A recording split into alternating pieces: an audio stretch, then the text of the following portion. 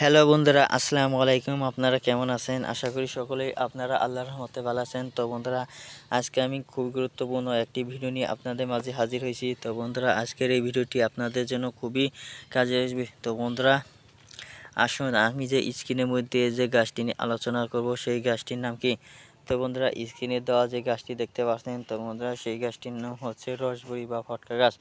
তো বন্ধুরা, গ্রামগঞ্জের মানুষেরা একে ফটকা গাছ হিসেবেই চিনে থাকে। তো বন্ধুরা, এই গাছটি কিন্তু গ্রামগঞ্জে বেশি পরিমাণে হয়ে থাকে। তো বন্ধুরা, আপনারা কি করবেন, এই গাছটিকে যেখানেই দেখবেন সেখান থেকে সংগ্রহ করবেন এবং কি সাথে সাথে তুলে ব্যবহার করবেন। তার কারণ হচ্ছে বন্ধুরা, এই গাছটি অনেক মূল্যবান একটি গাছ। তো বন্ধুরা, আমরা কিন্তু অনেকে এই গাছগাছালির উপকার না জানার কারণে বিভিন্ন ধরনের গাছ থেকে আমরা এড়িয়ে চলি। তো বন্ধুরা, আপনারা বিভিন্ন ধরনের গাছ থেকে এড়িয়ে চলবেন না। তার কারণ হচ্ছে বন্ধুরা, বিভিন্ন ধরনের গাছগাছালির মধ্যে কিন্তু আল্লাহ তাআলা মানুষের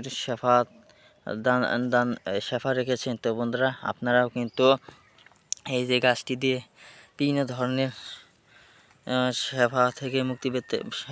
শেফা পেতে পারেন।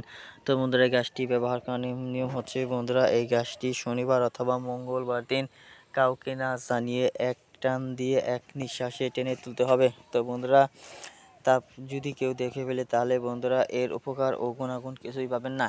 তো বন্ধুরা, সেই সাবধানে এই গাছটি সংগ্রহ করে নেবেন। সংগ্রহ করে নেওয়া শেষ হলে বন্ধুরা, তারপর আপনারা এই যে গাছের ফলগুলো প্রতিদিন সকালবেলা একটি করে খাবেন এবং কি রাত্রিকালে একটি করে খাবেন। তো বন্ধুরা, তাহলে খেয়ে দেখবেন আপনারা এই গাছের উপকার কেমন আপনারা নিজেই বুঝতে পারবেন। তো বন্ধুরা, ধন্যবাদ আপনাদেরকে।